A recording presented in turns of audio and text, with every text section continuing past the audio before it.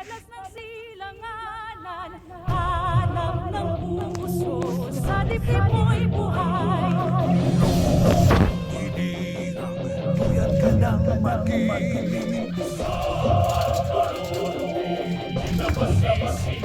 Sa lagat-lagat ng siwit, sa langit mo'y tuhaw, may dilag ang pag-aalawin sa paglayang yayaman. Ang isang nawat-wat mo'y tawi-tawi na nagniningning. Ang bituin at araw, May iman-inig.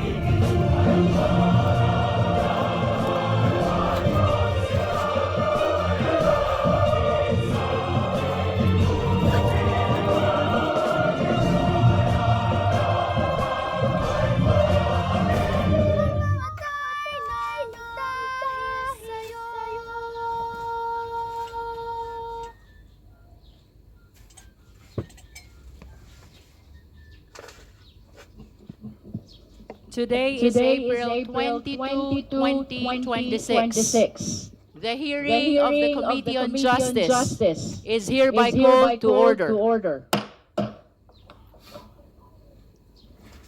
May I solicit the motion to dispense with the calling of the roll. Madam Chair. The Honorable The Keith Honorable Flores. Keith Flores. Madam Chair, I move to dispense with the calling of the roll. There is a There is a motion to dispense with the calling of the roll. roll. Is there any second? second? Any Any objection? objection? Hearing none, Hearing the none, motion is motion is approved. approved. May I May I solicit the motion motion to dispense to with the dispense reading with of the the reading of the minutes and minutes for the and for approval the of the approval of the same? same? Madam Chair, Madam Chair. The Honorable The Keith Honorable Flores. Keith Flores. I move to dispense with the reading of the minutes of the previous meeting and to approve the same, Madam Chair. There is a There is a motion to dispense with the reading of the minutes of the last hearing, including the approval of the same. Do I hear a second? The same has been seconded. Is there any objection? Hearing none, the motion is approved.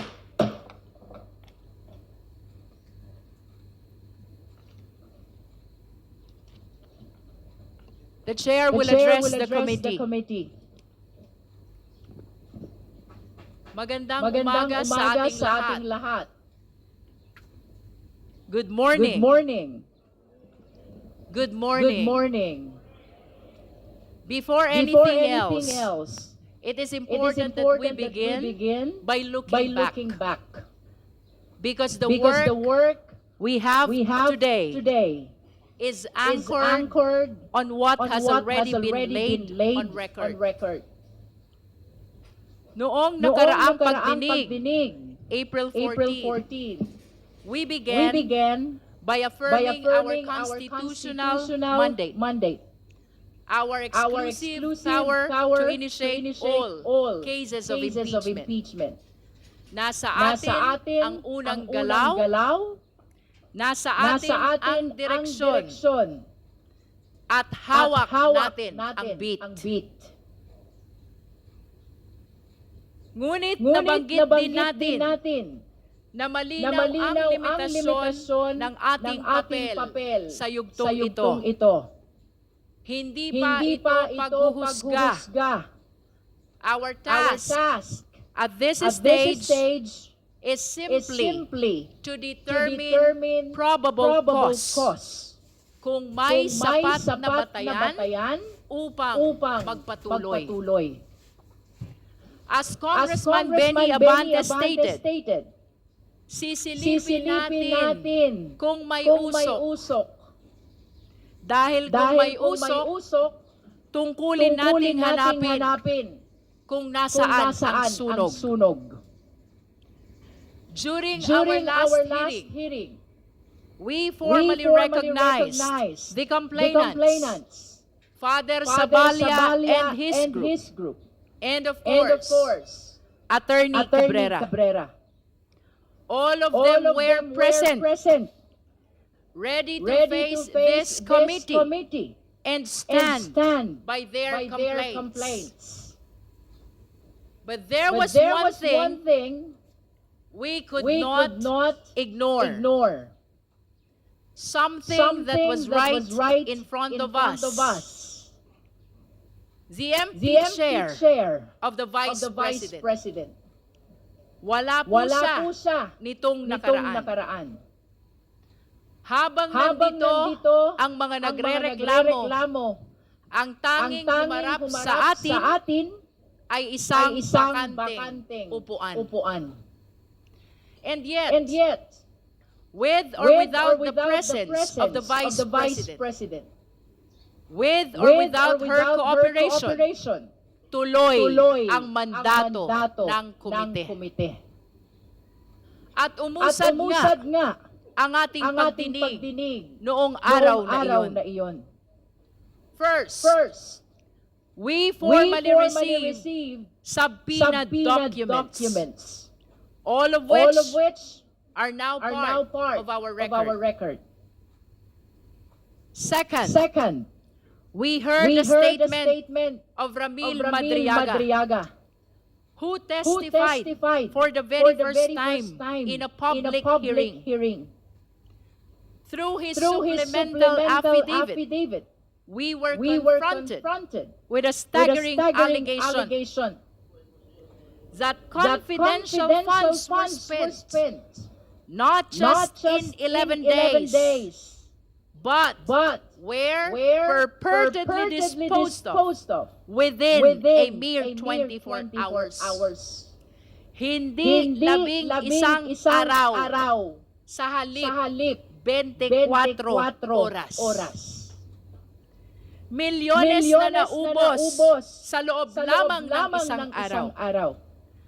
Mabigat ang mga binitiwang salita ni Ramil Madriaga. At minsan pa siyang naiyak habang binabasa ang kanyang supplemental affidavit. To back his words, he signed a bank waiver to prove that he has nothing to hide.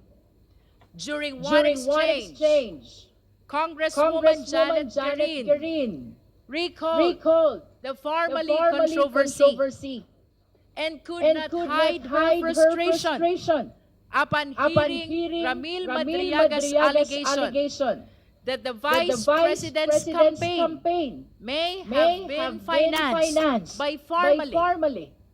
An assertion that if proven further deepens the seriousness of the issues now before this committee. Third, and with the help of Congressman Joel Chua, we have adopted the records from the Committee on Good Government and Public Accountability, the testimonies of various resource persons regarding the envelopes and the questionable receipts and other statements given in that legislative inquiry are now officially part of this impeachment process. Fourth, we heard from the NBI expert, and their findings are very clear. Kinumpirma nila na base sa kanilang pagsusuri, several question signatures were actually signed by one and the same person. This proves that there was a pattern, and it raises even more questions about who was really behind these documents. Magkakaiba ang mga pangalan, ngunit iisa ang perma. I will repeat. Magkakaiba ang mga pangalan, ngunit iisa ang perma. Fifth, we heard from a representative of the PSA who confirmed that several personalities appearing in the records have no corresponding entries in official civil registries. Kabilang dito ang kontrobersyal na pangalang Mary Grace Piatos na batay sa kanilang verifikasyon ay walang umiiral na PSA record. Si Mary Grace Piatos ay wala sa data ng PSA. Sixth, we heard from Attorney Gloria Camora of the COA, who confirmed that the commission proper has resolved the Vice President's appeal on the notice of disallowance, effectively affirming that this allowance covering more than 73 million pesos. She further disclosed that the COA has issued 3 additional notices of disallowance, indicating continued deficiencies in compliance. These developments lend significant weight to the financial irregularities under examination. As noted by Congressman Chel Jokno and Congressman Antonio Tino, this effectively render the Vice President liable to return all these amounts. 73 million pesos plus 375 million pesos to the National Treasury. Ang Vice Presidente ay may pananagutan na ibalik ang 73 million plus 375 million, total of 448 million sa ating National Treasury. And when we heard all these resource persons, the committee will note that while I disallowed certain probing questions to ensure fairness, I nonetheless permitted all inquiries that sought to clarify the truth. On that note, the records will reflect that the arguments regarding the difference between credibility and character, as well as the confusion between page numbers and dates, were stricken from the record. We have done this to maintain the integrity and order of these proceedings. Sa kabuuan, what we saw was not a single piece of evidence, but a body of evidence. Hindi pa isa-isa, kundi magkakaugnay. But after the hearing, the story did not end there. Sa katunayan, doon pa lamang nagsimula ang mas malakas na ingay sa labas. Marami ang nagulantang, marami ang nag-react. The hearing became the subject of headlines, discussions, statements, particularly from the Vice President. However, it is worth noting that instead of addressing the core issues, the focus shifted to a peripheral matter. Ang academic performance umano ng Vice Presidente nung siya'y nag-aaral pa. Samantalang, ang mas mabibigat na usapin tungkol sa confidential funds, sa mga dokumento, sa mga transaksyon ay nananatiling hindi direktang nasasagot. Kumbaga, sa 100 ebidensya, isa lang ang pinupuntirya. Let me be clear. This committee will not take anything at face value, whether said inside this hall or outside of it. Hindi tayo basta maniniwala sa ingay. We will evaluate everything. Dahil ang katotohanan ay hindi matatagpuan sa mga press release. Ito ay nakasandal sa mga dokumento at sa mga salaysay na sinumpaan. Sa totoo lang, nagos na nga tayo. tila Tila ginagaslight pa tayo. Ang mas Ang mas mahalagang tanong ay kung nasaan ang pera. Ngunit ang sagot sa atin ay tungkol sa grado sa kolehiyo. And the worst part, this explanation is not being made here, but everywhere else. Ang gusto natin ay testimonya sa ilalim ng sumpa. Pero ang ibinibigay sa atin, press release at content sa social media. Again, let us be clear. Hindi tayo basta maniniwala. We will evaluate everything. Madriaga's testimony, COA documents, NBI findings, PSA certifications. Lahat ng ito ay kailangang iharap dito. Suriin dito. Timbangin dito.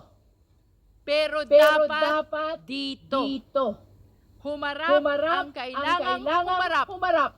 Manumpa at magpaliwanag. Dito sa committee ito.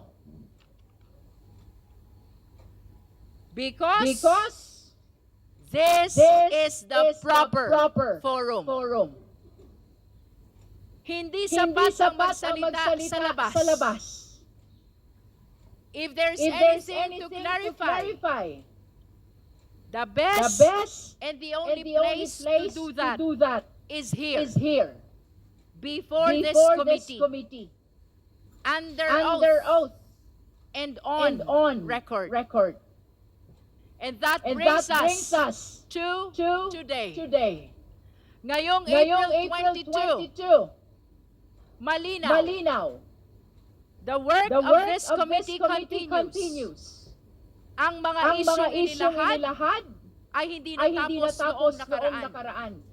Today, we expect further evidence from the Office of the Ombudsman, from the Bureau of Internal Revenue, from the Securities and Exchange Commission, and especially from the Anti-Money Laundering Council. We also anticipate testimonies that will help contextualize the data before us, and that includes from former Senator Sani Trillanes.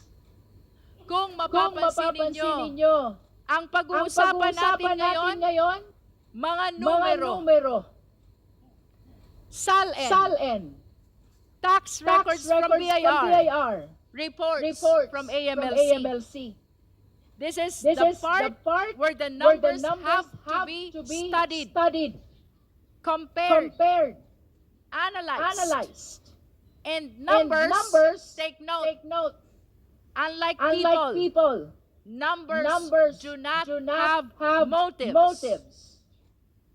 Numbers do not lie. Again, numbers do not lie. At dito po, nagiging mas mabigat ang usapan.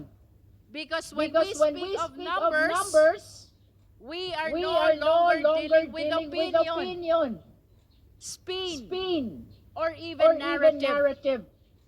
We are confronting cold, unyielding facts. Hindi ito napapakiusapan. Hindi ito natatakot. Hindi ito napipilit magsinungaling. A number either matches or it does not.